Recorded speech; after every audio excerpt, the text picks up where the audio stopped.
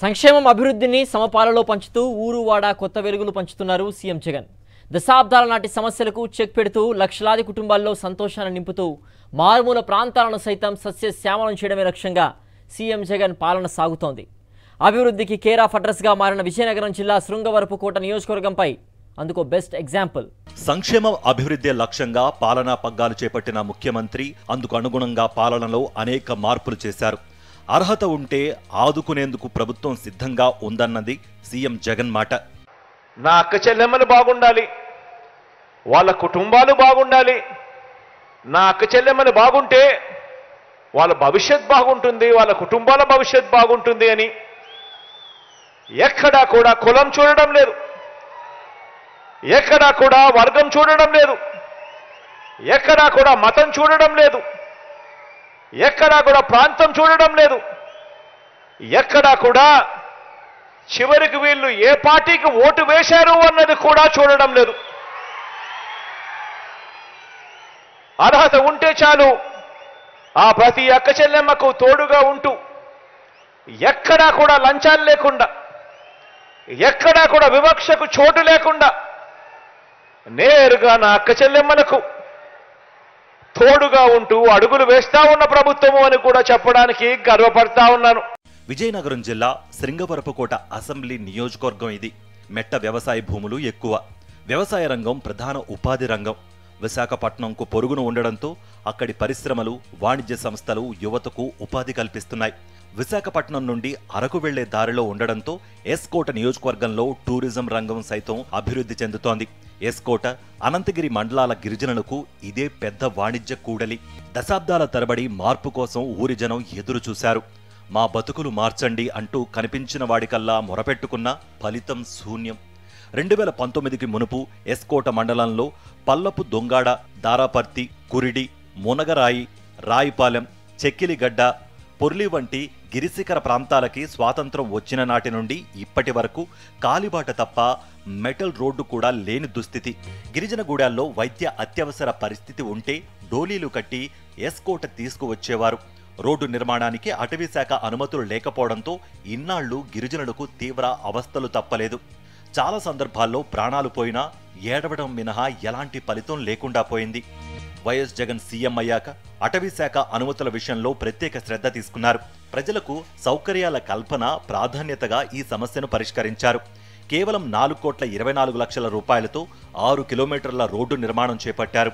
ఇప్పుడు ఈ రోడ్డుపై ఆటోలు, కార్లు, బైకులతో గిరిజనులు తమ గ్రామాలకు వెళ్లే అవకాశం కలిగింది. ఇప్పుడు బాగుంది. అప్పుడు అంతే ఇబ్బంది, రాళ్తులు, మోడులు అయంతుండి, కానీ ఇప్పుడు బాగుంది. ఆటోలు కూడా వెళ్తున్నాయి, కారులు కూడా వస్తున్నాయి. ఇప్పుడు పర్లేదు. అప్పుడు ఇబ్బందిలోనే ఉండినాం కానీ ఇప్పుడు అప్పుడు మట్టడానికి కాలు మోపడానికి దారి కూడా లేదు. ఇప్పుడు అలా కాదు, రోడ్డు ఉంది, ఆటోలు వెళ్తాయి. జబ్బులు వచ్చినా, జ్వరాలు వచ్చినా, గర్భిణీ వాళ్ళకైనా ఆటోలతో తెస్తారు. ఒకప్పుడు అయితే రాళ్ళు వెళ్ళడానికి తోవ కూడా ఉండేది కాదు. ప్లస్ అటు నుంచి వచ్చేటప్పుడు అదే డోలు మోసుకొని తెస్తారు కదా, అటు నుంచి వచ్చేటప్పుడు ప్రాణాలు కూడా కొన్ని పోయాయి.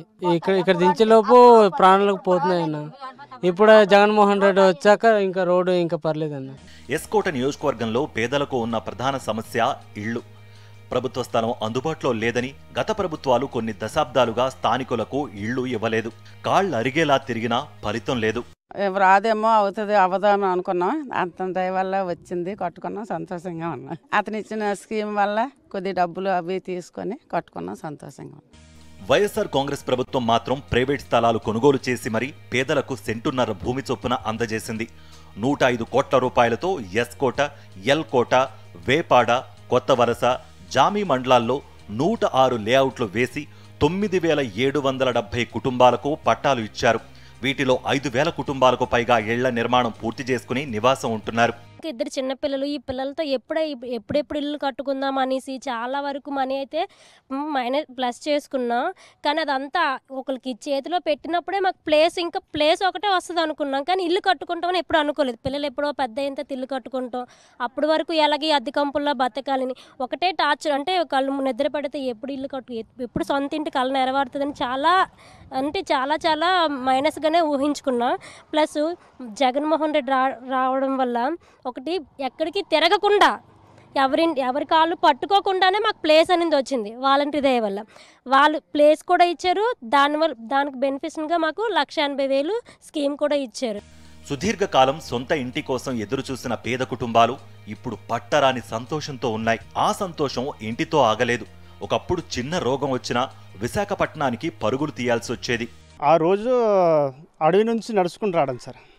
ఏటైనా కష్టాలు ఇబ్బందులు వస్తే డోలీలు కట్టుకుని రావడం, అటువంటి పరిస్థితుల్లో జీవిస్తున్నాం సార్. అక్కడ ఎస్కోటలోని 30 పడకల ఆసుపత్రిని 100 పడకల ఆసుపత్రిగా మార్చి వసతులు సమకూర్చారు. ఎక్స్రే, స్కానింగ్ వంటి అధునాతన వైద్య పరీక్షలు అందుబాటులోకి రావడంతో స్థానికులు సంతోషం రెట్టింపవడానికి మరో కారణం. చాలా మంచి ఫెసిలిటీస్ వచ్చాయండి. ఈరోజు ఏదో పెద్ద కేసులు తప్ప హార్ట్ స్ట్రోక్ ఇటువంటి వచ్చిన దానికైతే వైజాగ్ వెళ్ళాల్సిన పని ఉంది, కానీ మ్యాక్సిమం కేసులన్నీ కూడా ఇక్కడే ఎస్కోట్ హాస్పిటల్లోనే 24 గంటలు రాత్రి పగలనుకుంటా అనేక రకాలైన సౌకర్యాలు ఇక్కడ అందిస్తున్నారండి. నియోజకవర్గం కేంద్రంగా ఏకంగా 100 పడకల ఆసుపత్రి అందుబాటులోకి రావడమే కాదు, దాదాపు 40 మంది స్పెషలిస్ట్ డాక్టర్లను నియమించడం అనేది సీఎం జగన్ పాలనలోనే జరిగిందంటున్నారు శృంగవరపుకోట వాసులు. నా చిన్నప్పుడు దేవతల గుడి దగ్గర ఉండేది మాకు హాస్పిటల్. ఇప్పుడు గతంలో అయితే మాత్రం మనకి ఇక్కడ ఎండి హౌస్ పక్కన హాస్పిటల్ కట్టారు. చాలా అద్భుతంగా ఉంది సార్. గతంలో మాకు 30 పడకల ఆసుపత్రి ఉండేది సార్. జగన్ వచ్చిన తర్వాత 100 పడకల హాస్పిటల్ పూర్తయింది.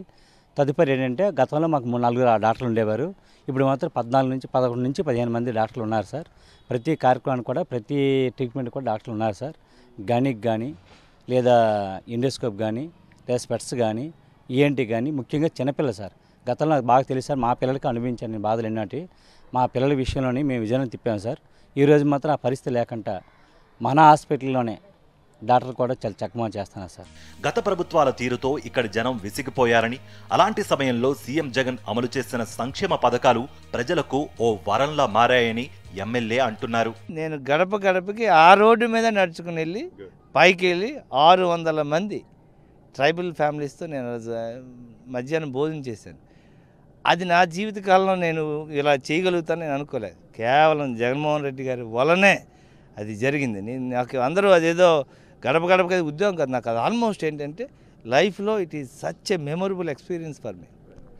గిరిజనగూడాల్లో ఇంకా జరగాల్సిన అభివృద్ధి చాలా ఉన్నప్పటికీ వైఎస్ఆర్సీపీ ప్రభుత్వం చేసినంతగా ఎవరూ చేయలేదన్నారు ఆయన. ట్రైబల్ హ్యాబిటేషన్స్కి ఈ ప్రభుత్వం చేసినంత ఏ ప్రభుత్వం చేయలే. నేను అసలు ఆ రోడ్ శాంక్షన్ చేసేటప్పుడు ఫారెస్ట్ డిపార్ట్మెంట్తో క్లియరెన్స్ లేక గత ప్రభుత్వాలు ఎవరు పట్టించుకునేవారు కాదు. సో ఈరోజు ట్రైబల్ హ్యాబిటేషన్స్కి ఇక్కడ ఇబ్బంది ఉన్నదంటే ట్రైబల్ హ్యాబిటేషన్స్కి ఎప్పుడు ఇబ్బంది ఉంటుంది, కానీ ఆ ఇబ్బందులను పరిష్కారం చేయడానికి అనేది చొరవ తీసుకున్నది ఈ మా ప్రభుత్వం మొట్టమొదటిసారిగా. గత ప్రభుత్వాలు ఎప్పుడూ వాళ్ళని పట్టించుకోలే. మేము రోడ్లు వేసాము, గడప గడపకు అక్కడికి వెళ్ళాము. చెప్తారా? I'm sure there are few habitations where we need to give road. శృంగవరపుకోటలోని రహదారులు బ్రిటిష్ కాలం నాడు కూడా లేనటువంటి దారులు, ఇప్పటి వరకు లేనటువంటి దారులన్నీ కూడా ఈ రోజున ఇక్కడ పూర్తి చేసుకొని ప్రజలు రవాణా సౌకర్యం పొందుతున్నారంటే అది కేవలం వైఎస్ఆర్ కాంగ్రెస్ పార్టీ ప్రభుత్వం చేసినటువంటి కృషి అని చెప్తున్నారు వీళ్ళంతా. ఇది శృంగవరపుకోటలోని జరిగినటువంటి డెవలప్మెంట్, మరోవైపు సంక్షేమ పథకాల గ్రౌండ్ రిపోర్ట్. వీడియో జస్ట్ ఈశ్వర్తో యుగంధర్, సాక్షి టీవీ, విజయనగరం జిల్లా.